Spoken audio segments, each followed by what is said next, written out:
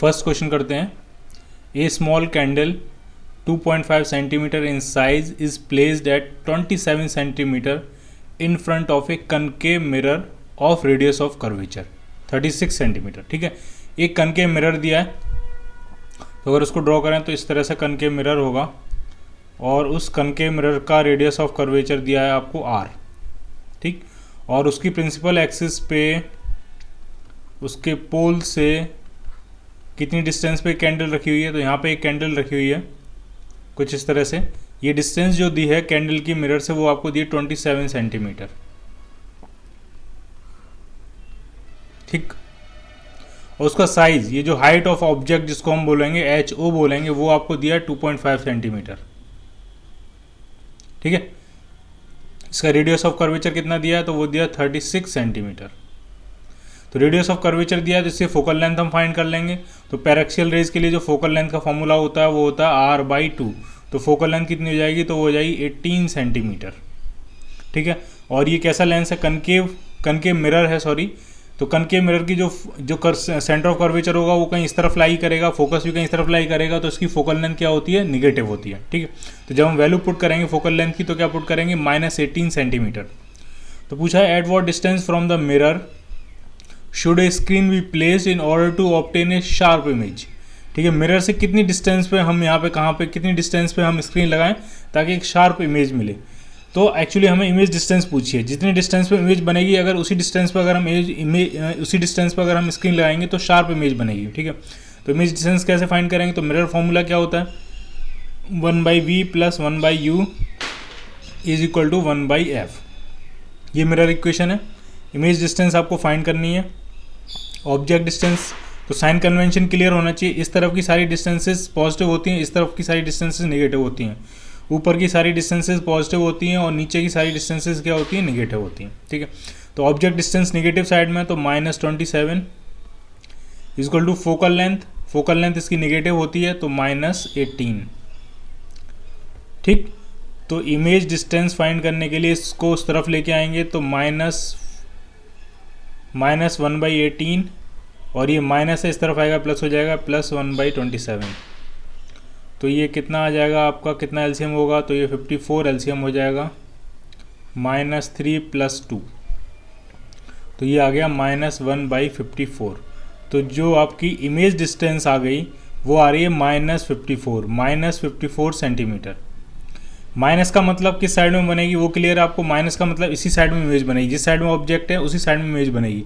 लेकिन image distance कितनी दी है, 54 सेंटीमीटर।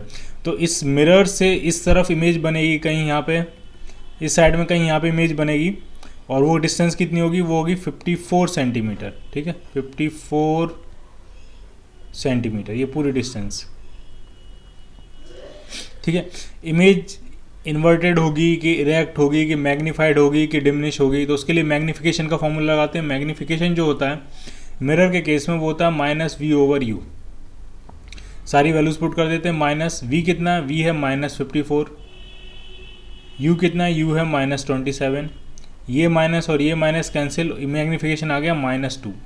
माइनस का मतलब इमेज जो बनेगी वो इन्वर्टेड होगी, और 2 का मतलब मैग्नीफाइड होगी, 2 टाइम उसका साइज होगा।